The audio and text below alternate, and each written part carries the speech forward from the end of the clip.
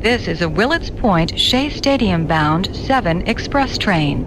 The next and last stop is Willets Point, Shea Stadium. Oh, yes, it is the Subway to Shea podcast. Anthony Rivera here with you talking about all the news and happenings surrounding that team from Queens, the New York Mets. It's episode 217 from the Subway to Shea studios in my office. Make sure you're following Subway to Shea on X, Instagram, and TikTok at Subway to Shea. You can subscribe on Apple Podcasts and Spotify if you prefer to listen to the show. But if you want to be a part of the conversation, you want to talk, chat, got questions, please do so on YouTube and subscribe there, as well as on X. Make sure you are following me on X as well. I think you can post your comments and questions there.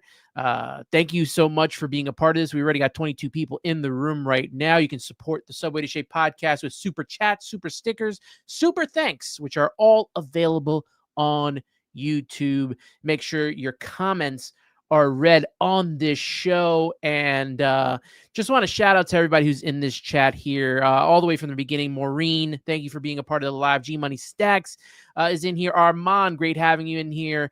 We got Dan in here. Carlos Ramos, my good friend, how you doing? Great to have you a part of this as well. And Pan Trice is in here as well as Eugene. We will get to as many comments as we can. And boy, I never thought, well, you could see the writings on the wall with the way this team's played. But if you go all the way back to the beginning of the season, if you go back to the time where the team was 21 games over 500, and I think this was right before the start of the series with the Tampa Bay Rays, or the Tampa Rays, however they call themselves now, this team looked in prime position, right? They had the best team in baseball for about a day or two, right? They had the best pitching in baseball, even though we thought that that wasn't really the case. They had the best ERA in baseball at that time. And this is without Sean Manaea being a part of the rotation.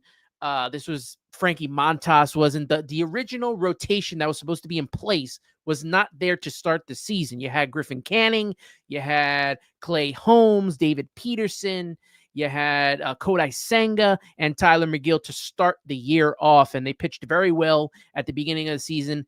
Then once that Tampa series came about, once Carlos Mendoza took out Clay Holmes when he was dealing, everything kind of seemed to go awry. And it has carried over months and months and months of this has carried over. And this team is in an absolute free fall right now. And that's how we're going to start off the show.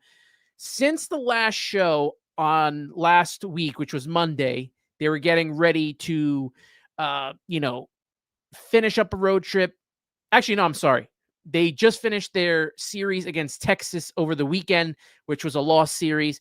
They beat San Diego 2 out of the 3 games, and then they lose 2 out of 3 to Washington. So they went 3-3 in this past week. They finished the homestand 4-5, which is not enough. That's not enough.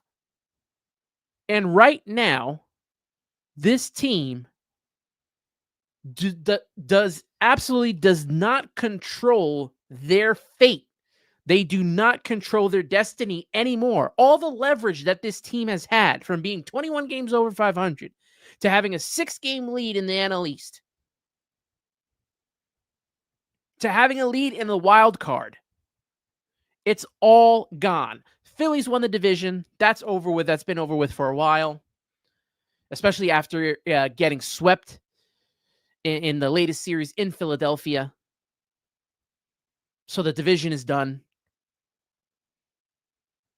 And now we sit with 6 games remaining in the season with a team that is supposed to be as talented as it is on paper when you look at the roster and the lineup. They do not control their fate because you got a team in the Cincinnati Reds who has not played good all season long.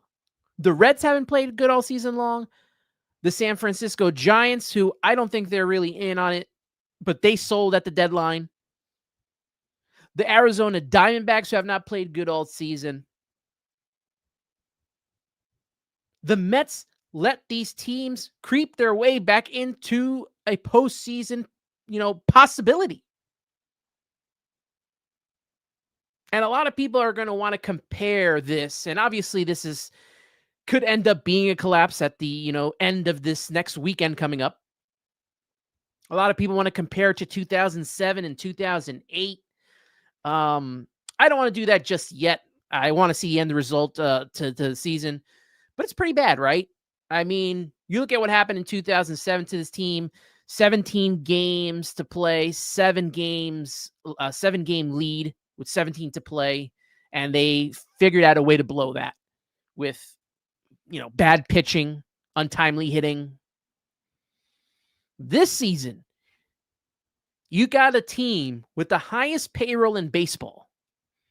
You got a team that signed the biggest free agent in baseball. You got a team that was 21 games over 500, as I mentioned, and probably will keep on mentioning. And not to mention the fact that now in baseball, there are 3, not 1, not 2, but 3 wild card spots available. And this team with the highest payroll in baseball is fighting not the first wild card, not even the second wild card, but the final wild card spot again.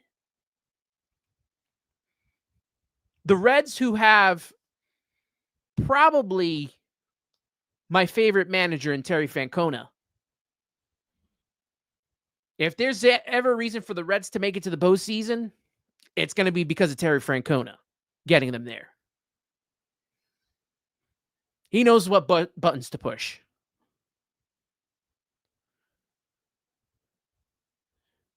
I'm pretty sure with his expertise, getting the Guardians to the postseason that they've went to, winning World Series with the Red Sox, that goes a long way.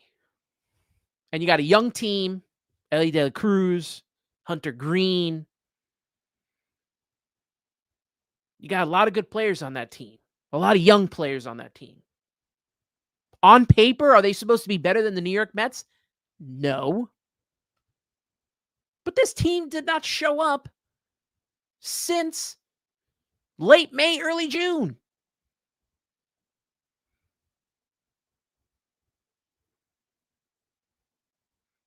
They have not played to the back of their baseball card. And we've been waiting and waiting and waiting for this team to give us something to latch onto. You know what? They're going to turn it around. That's what I've been saying all season long. And if you have to have dealt with me saying that, I apologize. That's just how I am. I'm still going to try to believe that this team can make the postseason. Now, as I've said in the past, I'm more of a cautious optimist. We've seen this team fall apart in the past. Talked about 2007 and 2008, 2019, 2022.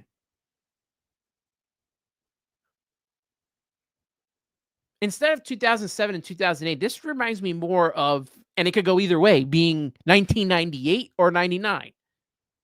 Because in 1998, the Mets had a 1-game lead with 5 to play.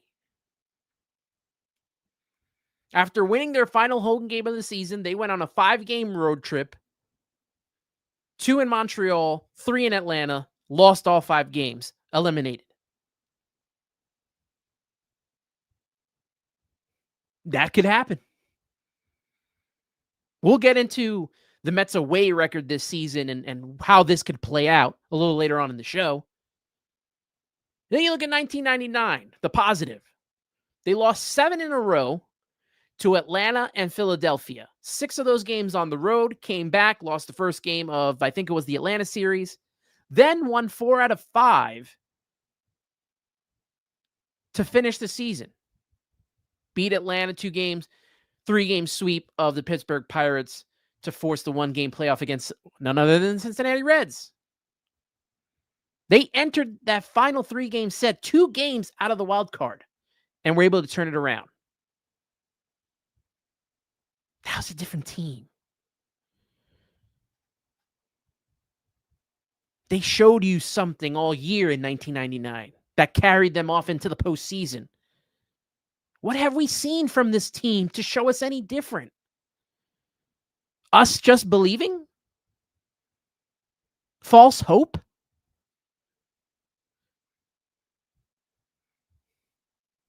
What are they, 0-66 or 0-67 now? After trailing after 8 innings? No come from behind wins at all this season, late in games? They tried pulling it off Saturday, but then again, they figure out how to blow that. Pan Trice may have probably one of the best comments here. They don't play to win, they play to not lose. And eventually, you're going to end up losing.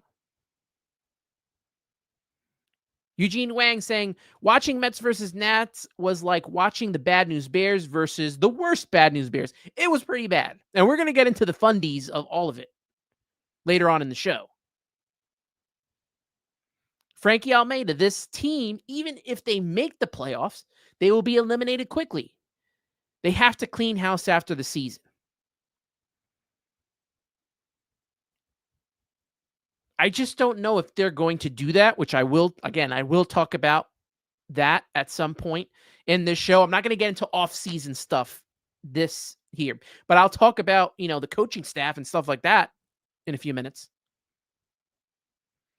Carlos Ramos saying, Carlos Mendoza has been the manager of the year for the Reds. Tito thanks him every night.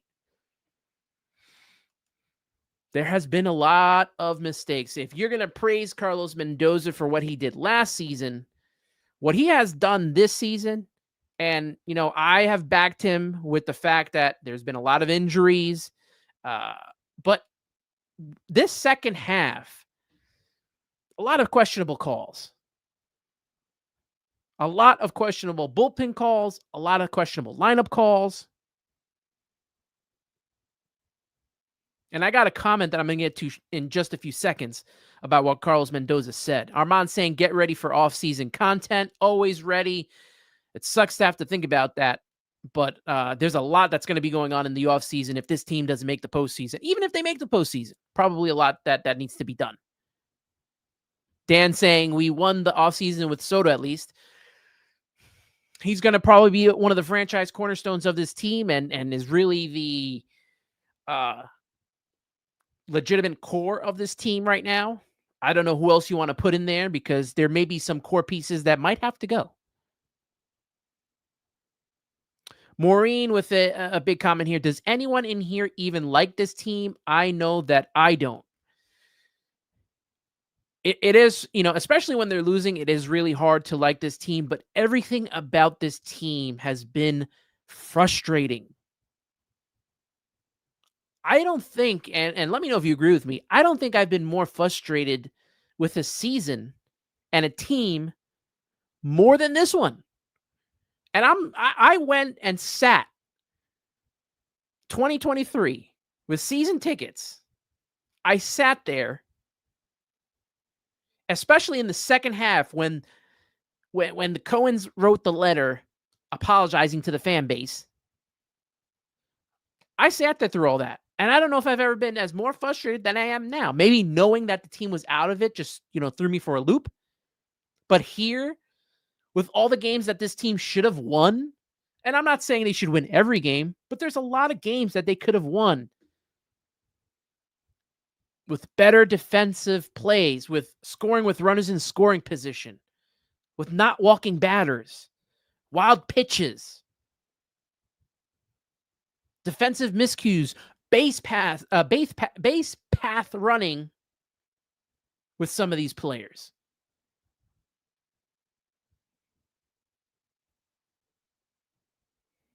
As Maureen says, the collapse started 3 months ago.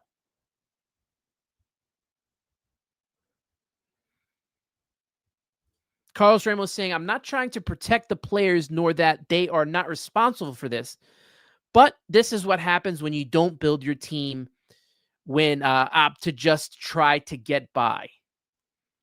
That's a perfect point. I didn't really agree with the way Stearns built this rotation again. Yes, I wanted Sean Manaea back. Him not being healthy, him having the, chips in his elbow. That's he probably should not be back right now. I wanted Clay Holmes here mostly for the bullpen, but I was willing to give him the opportunity to be that one reclamation project. But what do? We get another one in Frankie Montas. I didn't want this rotation to repeat last year. Yes, lightning struck once, but that does not mean it was going to strike twice. And we saw it happen in real time this season.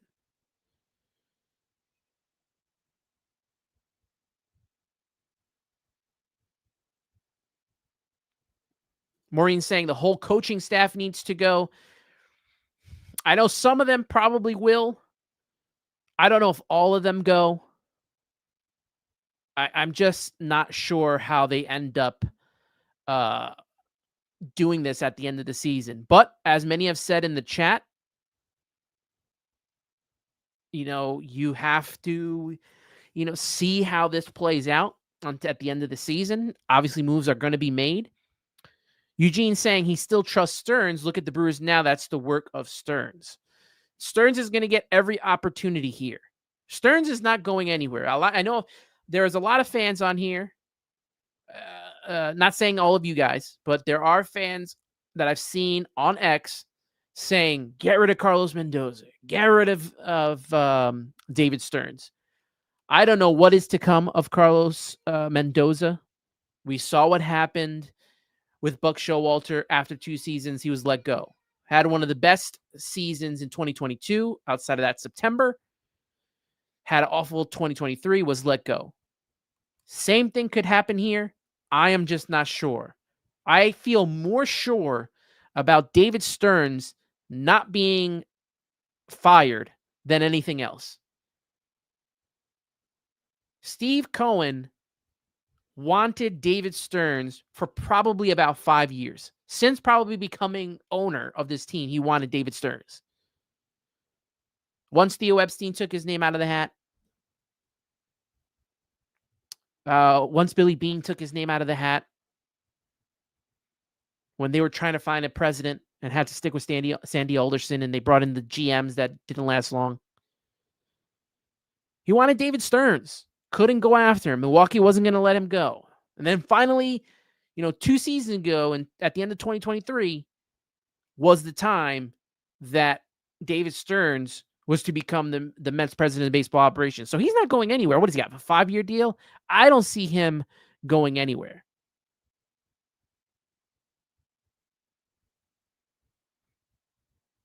Carlos Mendoza, like I said, I'm unsure. I don't want to say, yes, he's going to go. No, he's not going to go. I'm just unsure how they handle this.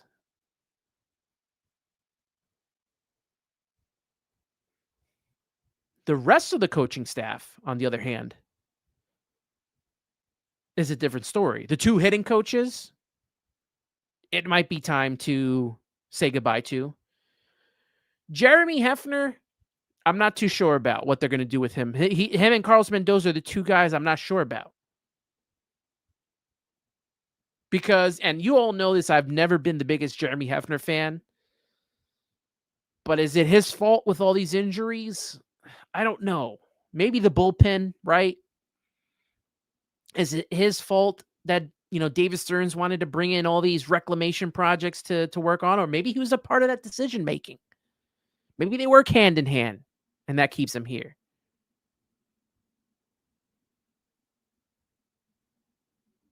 I just don't know what the decision is when it comes to who's going to stay, who's going to go. And that's why I want to save most of that for the offseason, which, quite possibly could be in 6 days.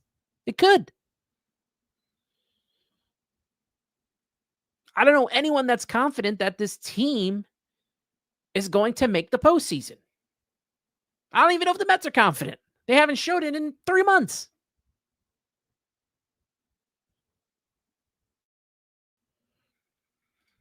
Maureen saying we're better than this. Anyone else sick of hearing this? And I'm glad she mentioned that because Carlos Mendoza made comments after, I think it was Sunday's game.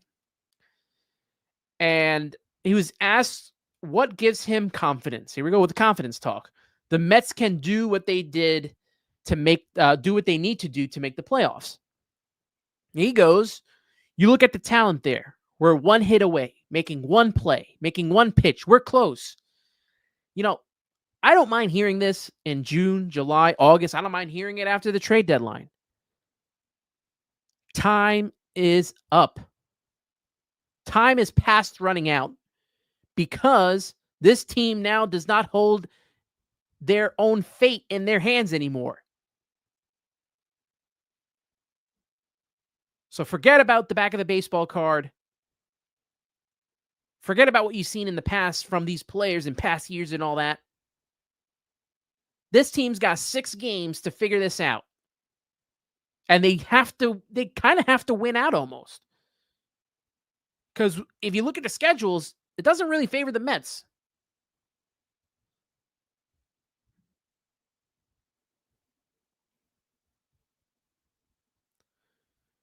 And I never, ever again want to hear about the Yankees schedule and how easy it is that their schedule is and how they make the playoffs every time, playing all these bad teams. The Mets can't even take advantage of these teams. Losing to the Nationals, losing to Pittsburgh, losing to Miami, losing to all the bottom feeders, although Miami's now only 4 games out of a playoff spot. They would have to run the table. But every bad team, the Mets could not put away and take care of this season. That's on them.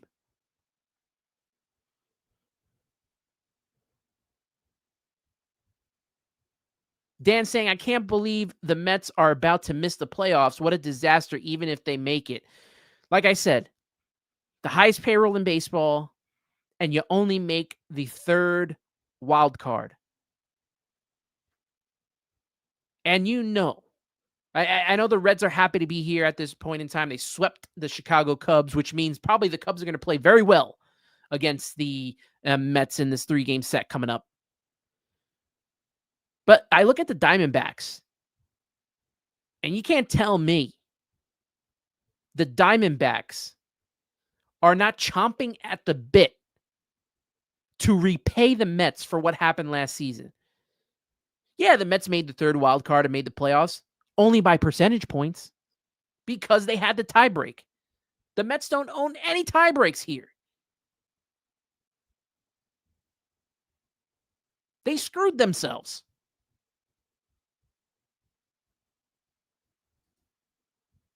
For anyone who knows wrestling and is a fan of wrestling, the Brett screwed Brett. Well, the Mets screwed Mets. They screwed themselves. And they've continued to do that since late May, early June. It's almost as if once they had been labeled the best team in baseball, had the best record in baseball, and had the best ERA in baseball, once they got all these labels, it's almost kind of as if they got complacent. They could not handle the heat coming from this. And if we know from years past, we talk about all the bad teams. You want to talk about a good team that can handle the heat. The 1986 Mets handled everything that came their way. This team is lacking cohesion to me. Something is missing from this team. You could talk about Jose Iglesias. You could talk about JD Martinez and even Jesse Winker. And I know Jesse Winker's on this team, but he's really not on this team because he's been hurt all season. So you don't have that veteran presence. Those guys were glue guys. And I feel like that's missing from this team because David Stearns went the route of growing with the kids. So you got Mauricio and you got Vientos and Beatty. Those guys were going to be either in the starting lineup or in the bench. This team is lacking cohesion right now. And you can see it on the field defensively. You can see it offensively. They can't score runners in scoring position. They did it for 3 weeks. 3 weeks of this entire season. We got the best out of the Mets offense. And what happened in those 3 weeks? They went 12-17 because the pitching was no good. Not at one point this season has this team come together as one where the hitting, the pitching, the defense have been good. The bullpen, not once this entire season have we seen this from this team. And get on the pitching all you want, the starting pitching, the bullpen. For 2 whole months that they gave their hearts out for this team while the offense stayed complacent and didn't live up to the back of their baseball card. And that includes Juan Soto, who wasn't hitting with runners in scoring position at the time. They're all at fault. Now, when the lights are bright, you see him turn it up, and you're seeing the Juan Soto that we paid for and that we know he could be. But man, has this been a rough ride? Shout out to my guy Talking Mets with Rob. Make sure you subscribe to his channel as well. He's got all the pregame, postgame. He's got all of that. Make sure you're checking him out on his YouTube page as well. Shout out to Jeff Cohen, who's in the chat. June 13th, Mets, look it up. There's plenty of time. He has faith. Maybe. I mean, I like to have a little faith in this team that they're going to win. I don't want to give up on them, but they make it very hard. Gary King III saying this roster could look very different going into next season, and it probably well should be. I mean, even if they make the postseason, and I know I saw it in the chat, probably should not bring back the entire roster.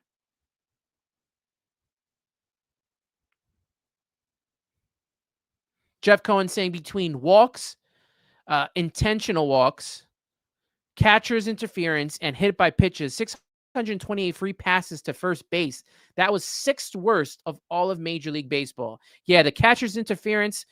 Can both Terrens and Francisco Alves, can you move back? I know you're trying to do the framing stuff and all that, but you're making these mental errors with this stuff.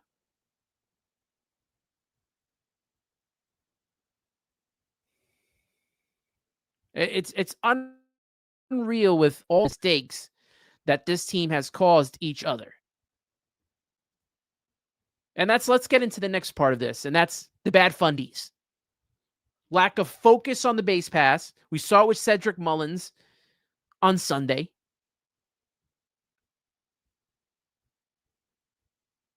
The discipline at the plate.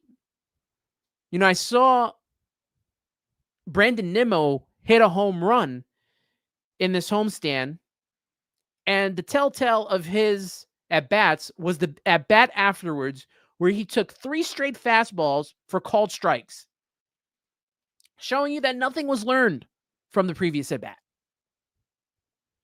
And then you talk defensively, which this team has been absolutely sloppy. Sloppy. Whether it's Pete Alonso at first, and I know he's got the great scoop and all, but not being able to throw either at home with the Lucas Duda throw, or trying to just flip the ball to the pitcher to get to first base, or trying to throw a double play. I thought that was his biggest problem most of his career. And now all these other yips that he's had. And I love Pete. I don't want to see him leave. But all those defensive miscues have hurt this team one way or another. You got the struggles at third base with Mark Vientos at the beginning of the season, which led way to Brett Beatty. Even Ronnie Mauricio has not played good third. You got Jeff McNeil going from second to center field. And the one guy that, first off, let me say, Juan Soto, I think he had his first error the entire year in right field. So good for him in playing a decent right field.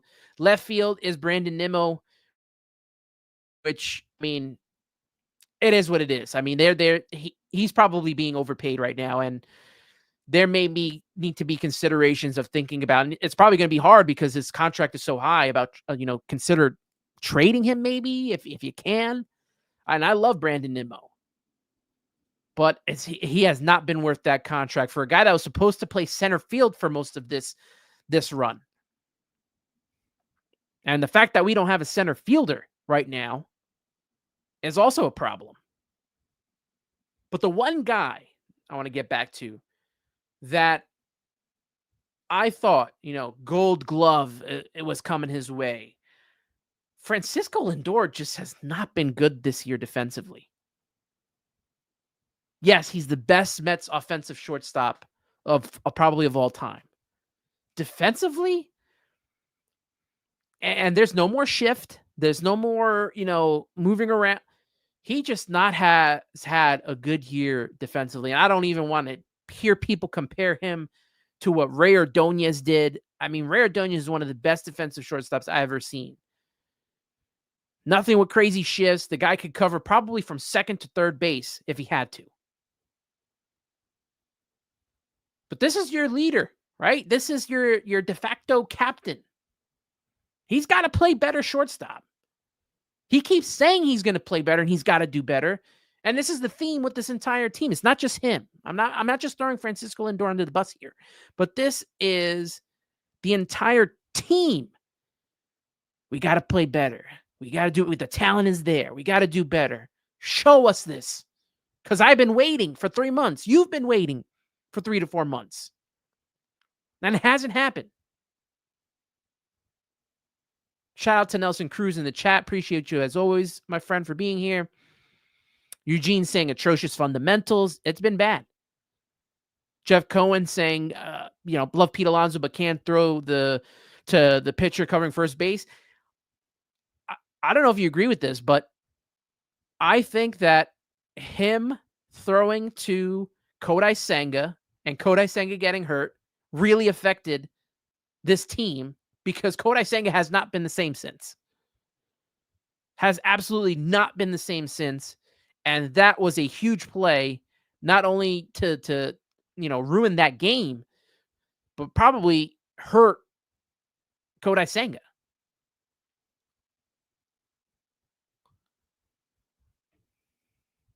Patrai saying, no way anyone takes that Nimmo contract. You're probably right. It's probably not. Armand saying Nimmo's contract goes till 2030 and has an AAV at $20.5 million. Teams won't take that contract on. You may be right. And we may be stuck with him at left field, or maybe he becomes a DH. I just think that it should be a consideration to see what they can do, because we all know he got that contract to be the center fielder.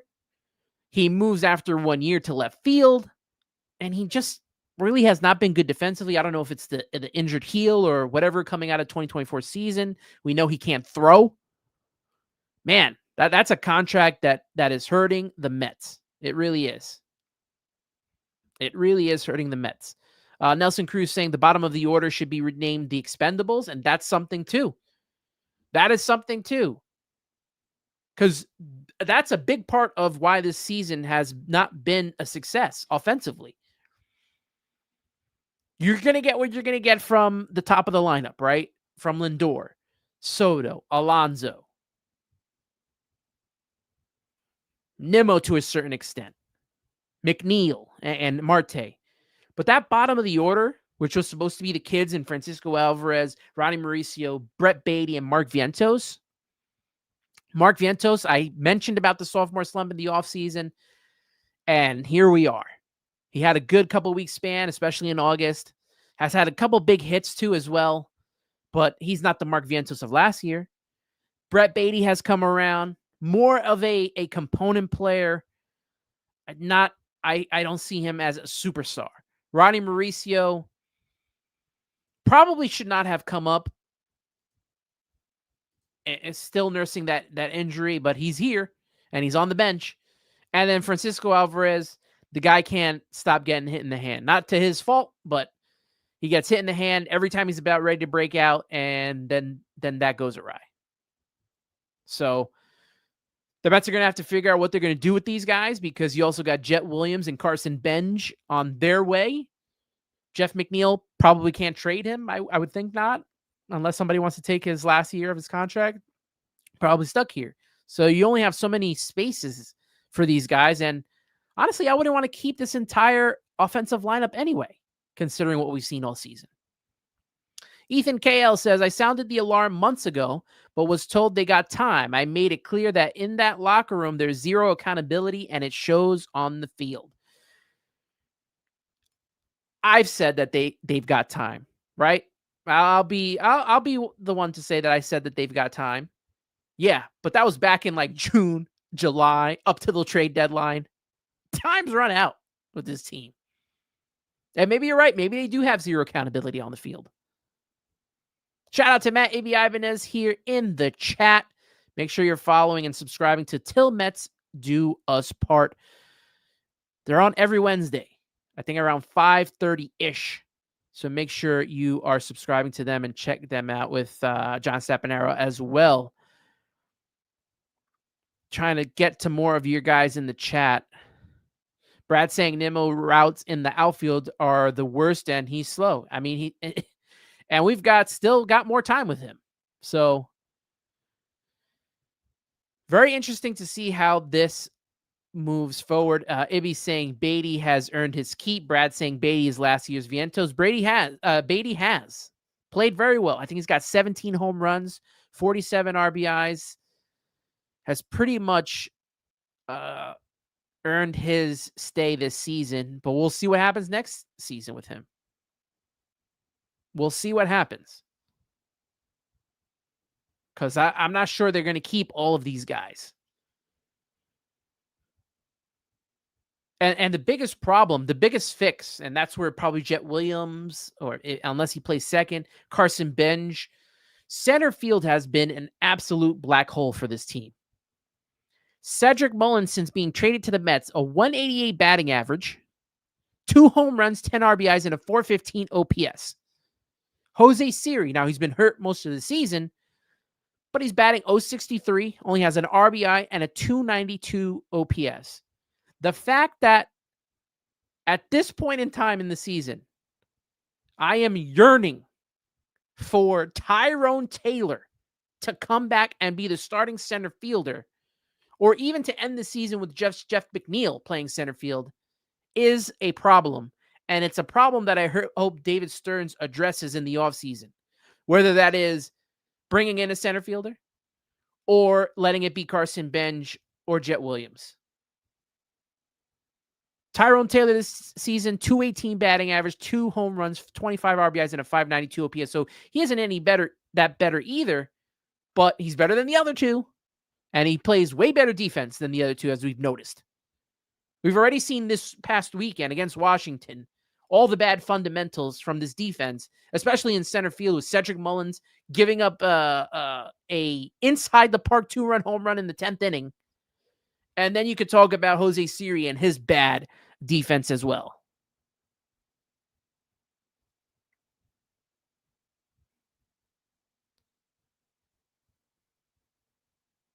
Matt A.B. Ivan is saying Cedric Mullins more like Cedric Mulligan, throwing out the jokes.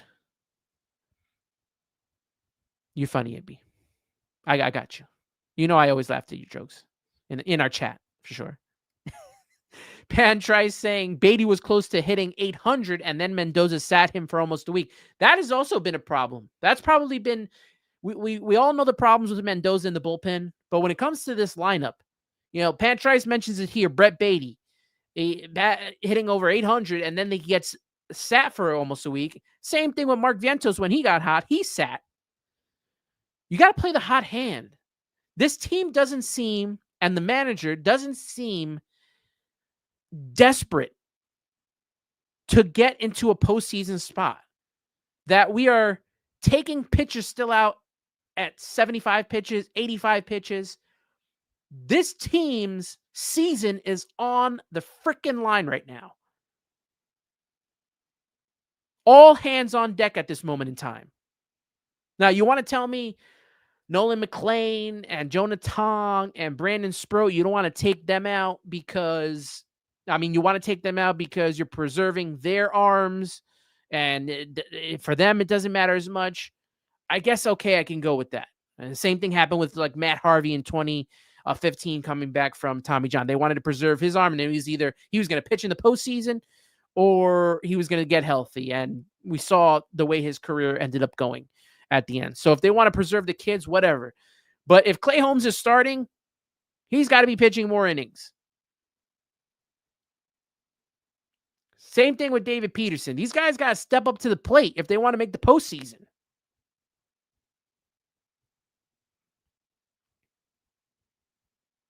Carlos Rim was saying that's the most important test for this front office and Cohen. Are we going to keep being friendly to overrated and overpaid players, or are we finally going to prioritize winning over everything else?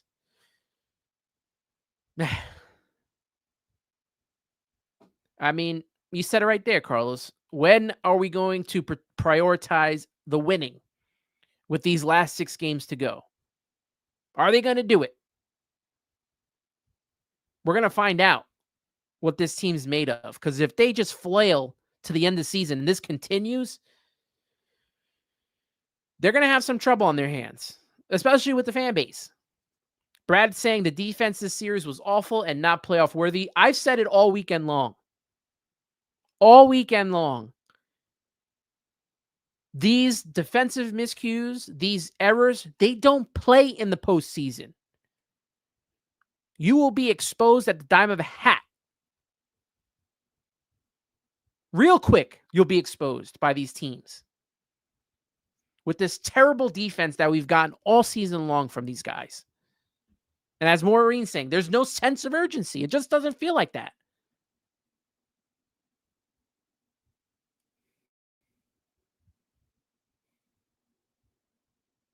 Gary King III saying the best option for center field could be having McNeil and Taylor platoon until Benj or Williams are ready.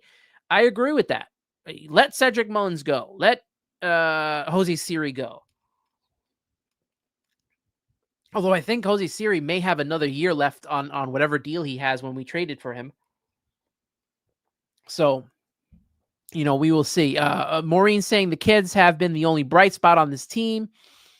They've been the one that's been dealing. Even with Jonah Tong's hiccup in pitching, he bounced back. Brandon Sproat has been good. Nolan McLean has been good. It's the veterans that have to step up. We shouldn't be counting on these kids to get us into the postseason. We shouldn't.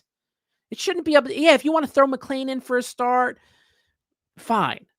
But the rotation shouldn't be McLean, Tong, and Sproat to get us to the NLDS in a wild card series.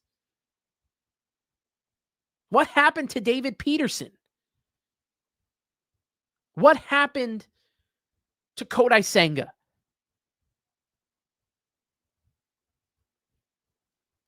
Clay Holmes, he's probably been one of the more consistent pitchers this entire season, gives up 2 or 3 runs a game. Need him to go more innings. Like, guys, crunch time, folks. You look at the state of the wild card right now.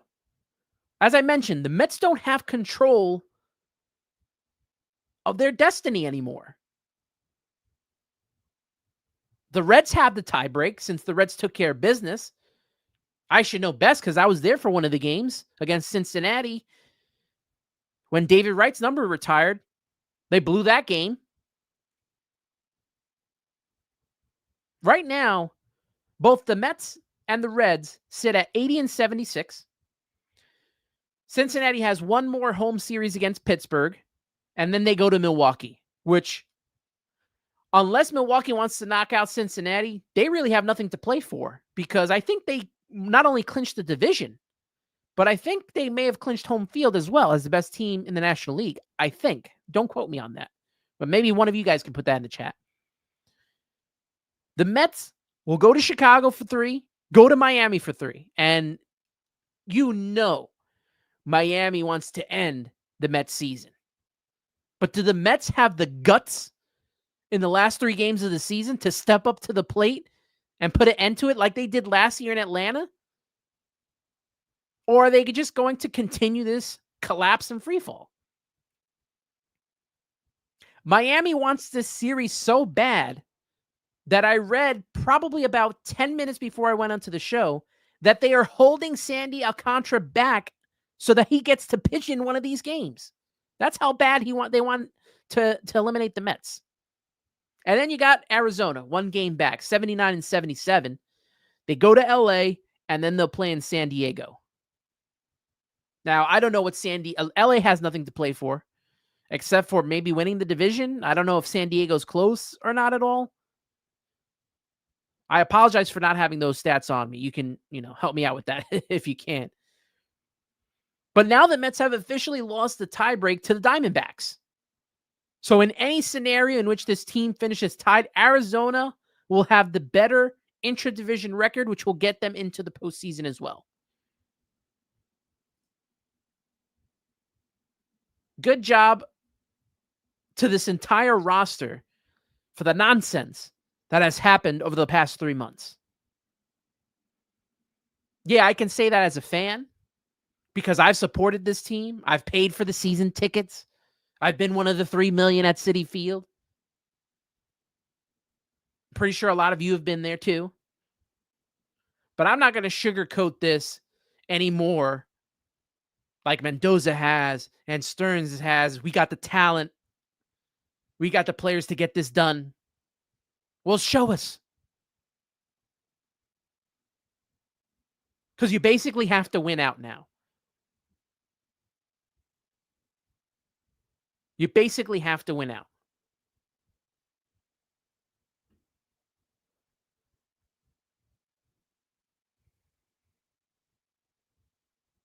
And it sucks. It sucks that we've come all the way down to this.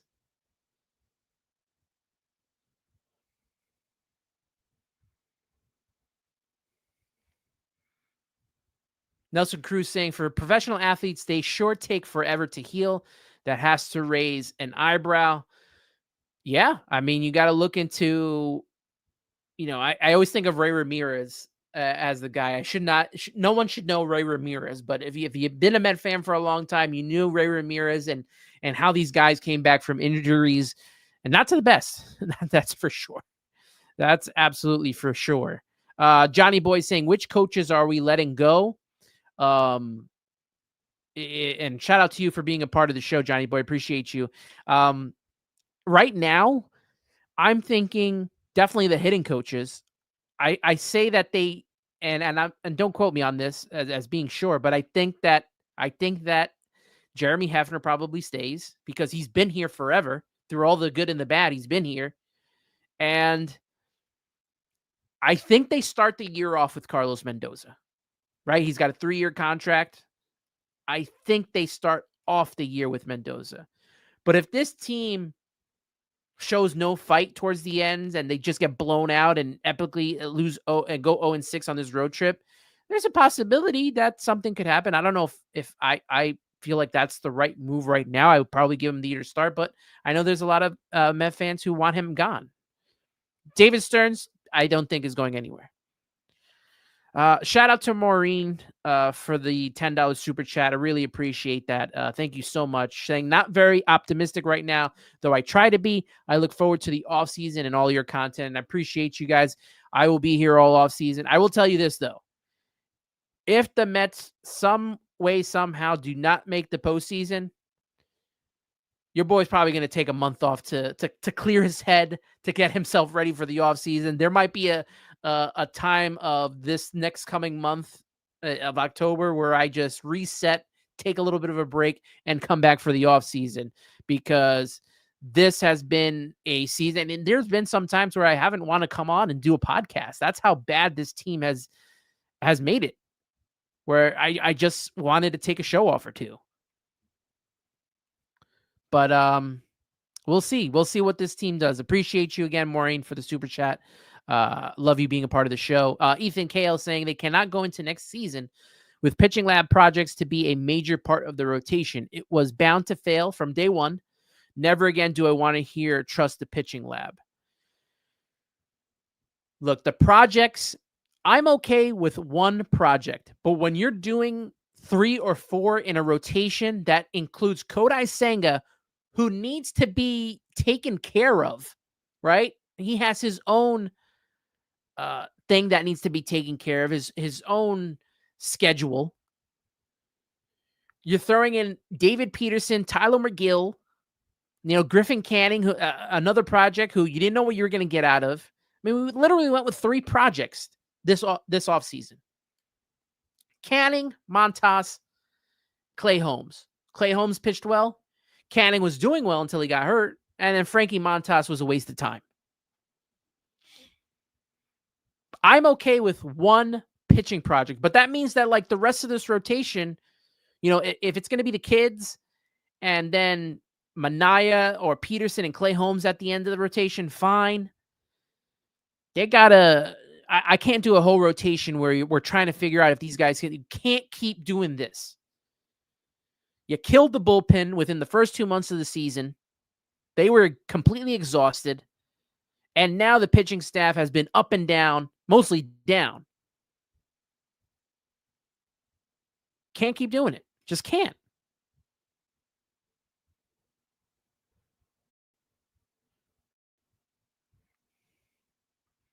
Padres are 3 games back from the Dodgers, so they'll still have something to play for if they can get it close, because the Dodgers also have not played well.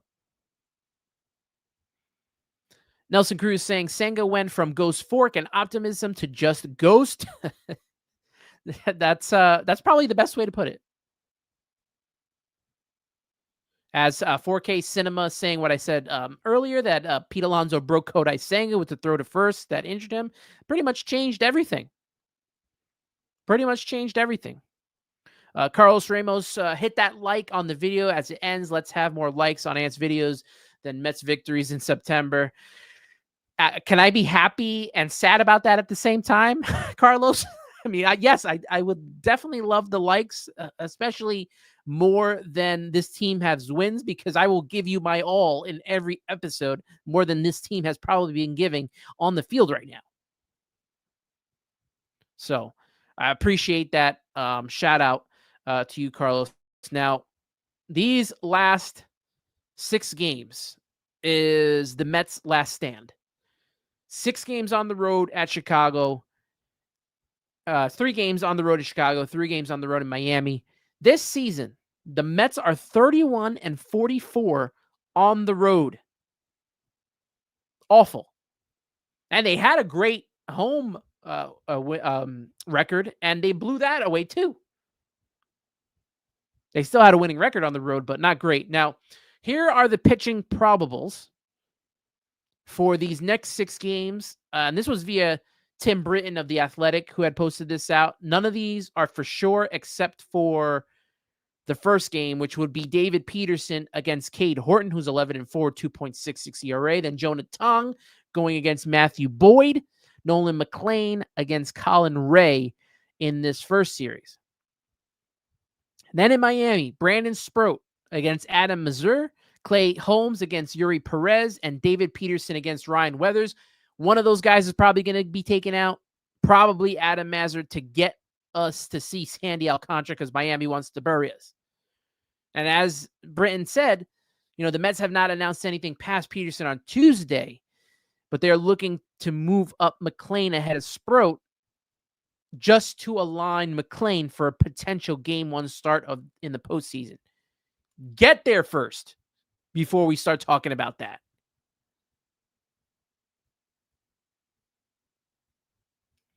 And as Jeff Cohen says, do the starters really matter? Pitching 5 or 6 pitchers anyway. Yeah, the bullpen's going to have a lot of work. Remember last year, right? How the Mets used Phil Maton in almost every game, burnt him out by the time he went to the postseason. Get ready. Get ready for this bullpen to be burnt out. Get ready, because it's coming.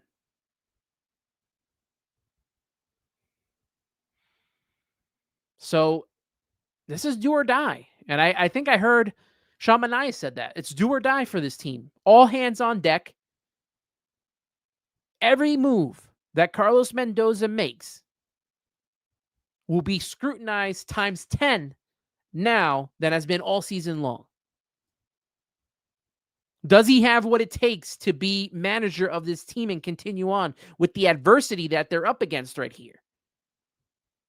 Last year, yes. this year, can he at least turn the next 6 games around to get this team into the postseason?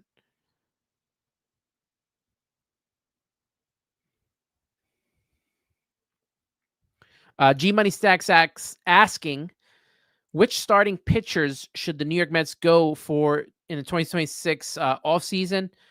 I just don't know yet. Like I will get into that. We'll talk about that in the coming weeks, especially when the season's over. I have not even looked at who's a free agent or any of that stuff. But I know that these 3 kids are probably going to take up this rotation. I don't know how much they go into getting this rotation unless they get, don't talk to me about starting pitchers, right? Unless you're bringing me a top line ace to go along and have McLean be 2, and then the other 2 kids figure that out somehow. And it's hard because you get pay one of these pitchers a lot of money and they get hurt. Not everyone has been a success from this past offseason. Clay Holmes and Griffin Canning have to be up there in success of some of the pitchers. Well, Corbin Burns got hurt. A lot of other pitchers have gotten hurt.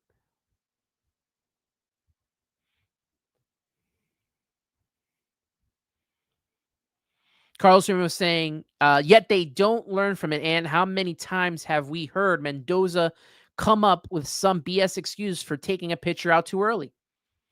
They did it this weekend too, with Edwin Diaz, who only pitched 7 pitches. And I said, oh, he must be saving him for Sunday.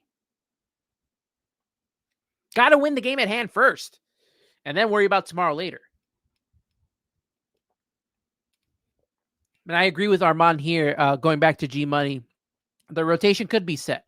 Could be Peterson, Senga, McLean, Sproat, Tong, Holmes, Minaya. It possibly could be. And like I said, unless they're getting some top line starter, which I really don't know who's available in free agency or trade, unless they're doing that, this is probably the rotation. Which, I'm not too mad about, I guess. I would like to see a bounce back from Minaya. You got year 2 of Clay Holmes starting. Although the innings for him worry me. Can Peterson bounce back? I mean, he's shown it. Senga. I'm more interested in the kids. And then you got more kids coming up. Jack Weniger is out there. Santucci. Another one. So if you listen to me with Joe DeMayo, we talked a little bit about the future of the Mets, as well as Ernie Dove. And then Maureen, great point. Christian Scott will be back next year. Great point. You forget about him because he had Tommy John surgery. We all forgot. Now, I guess on a positive note, the Mets break attendance or record at Citi Field. 3,182,057 showed up at Citi Field. Single season attendance record for the Mets and for Citi Field. That's all great and well. We showed up. Steve Cohen gave us the not ultimatum, but he called us out. He called us out and we showed up. But guess what? Now it's time for the players to show up. We showed up for them. They didn't show up for us in the last week or 2 at Citi Field. And Steve Cohen will definitely have to address the fans because, and I love Steve, but he pounded his chest during the middle of the season, talked about the Fab Four, talked about, how well they were doing, and we haven't heard from him since August. Dang right, Carlos Ramos. We definitely delivered. It's their turn. It's Steve's turn. He's going to have to face the music for pumping his chest. And I heard that they raised ticket prices again. I'm not a season ticket holder, but I heard they raised ticket prices again. You better make sure you make it to the postseason, folks. The Mets better make sure they make it into the postseason because it ain't looking pretty right now. It ain't looking pretty. Just the final news and happenings surrounding that team before we wrap up the show. Tyler McGill and Reed Garrett could file them under the Tommy John surgery. They may both need it, which means they'll probably need it, right? I mean, as soon as we hear the word Tommy John surgery, it's pretty much 100% that these guys are going to need it. So those two guys will be out all of next year. McGill this season, 5-5, 3.95 ERA, 89 strikeouts, and 68 and a thirds innings pitched. We know what we get from Tyler McGill. Back end of the rotation guy, probably should be in the bullpen.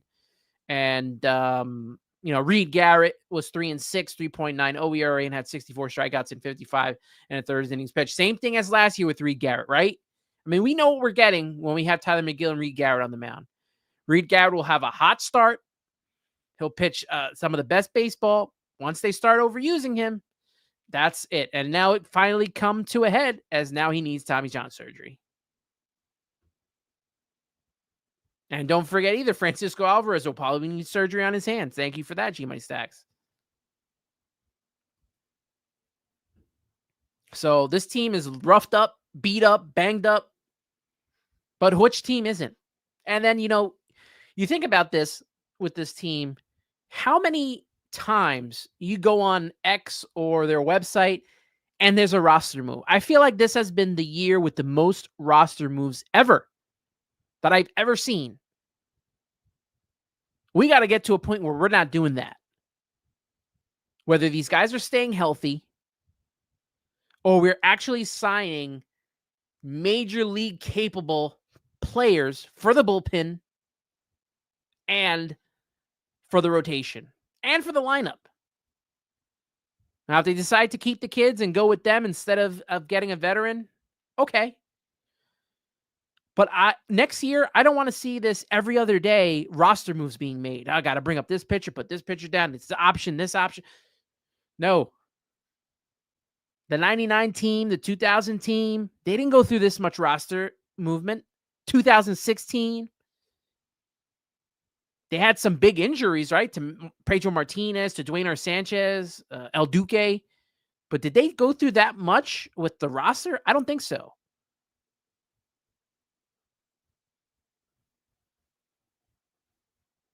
They need to stay healthy. I don't know what it is that this team has to do in these next 6 games other than give it their all right now. And even that might not be enough because they do not control their fate anymore.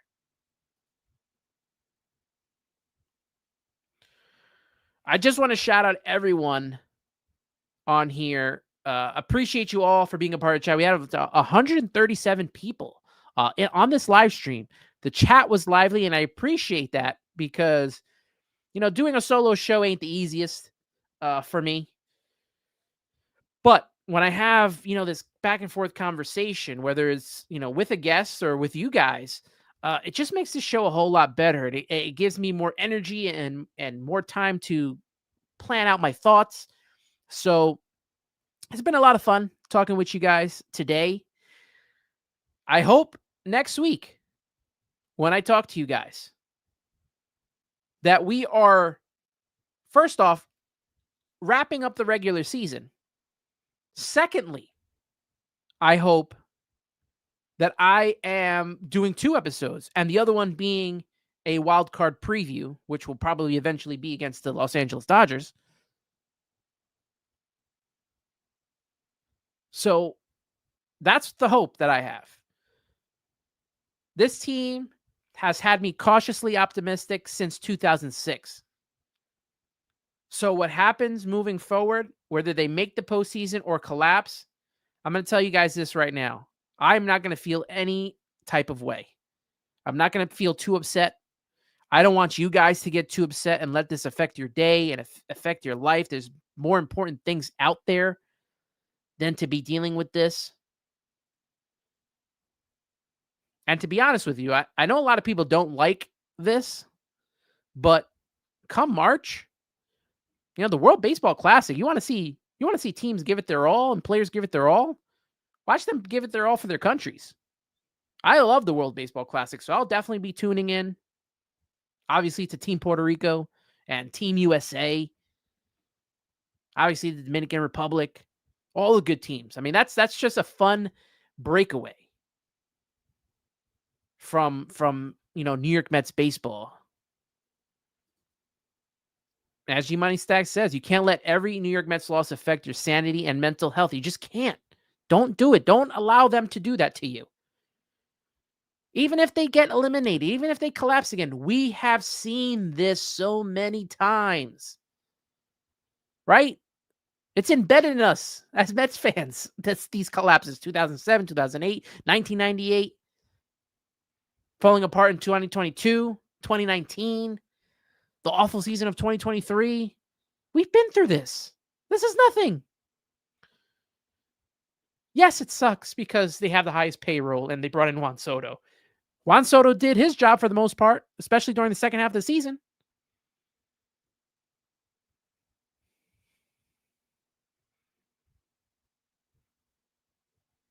We'll be all right. That's why we have each other here to vent, to talk. We will get through this as Met fans. We'll get into the offseason. We'll talk offseason stuff. I'm hoping that's later on because honestly, I didn't get a break last year. I don't think at all, right? We went from the regular season straight into the postseason, straight into the offseason. There was the QBC, all the signings that happened, Soto and Alonso, and then we were right back into February. So, as Maureen says, we are used to losses. It's in our DNA. It'll suck. But don't let this affect you more than a couple hours or a day. The last time I let that happen to me, 2006 was the last time I truly believed in this team that they could win a World Series. And 2015, because they just sucked us right in. And there's a lot of homegrown guys that you wanted to see win a World Series. After that, everything else is just is what it is. And we will get through. We will definitely get through. Shout out everybody in the chat. Appreciate you again for being a part of this. And hope to, again, I want to have you guys on for a regular season recap as well as a wild card preview. Hopefully that all happens next week. But until then, you can follow me on X, Instagram, and TikTok at Subway to Shea. Subscribe on YouTube if you want to be a part of the chat, be a part of the conversation. That's where you're doing it, is right here on YouTube. You want to listen to the show, Apple Podcasts, Spotify will be up a little bit later, maybe early in the morning to get you guys ready for the series in Chicago. That's pretty much it for Anthony Rivera. This has been the Subway to Shea podcast. And always remember, let's go Mets.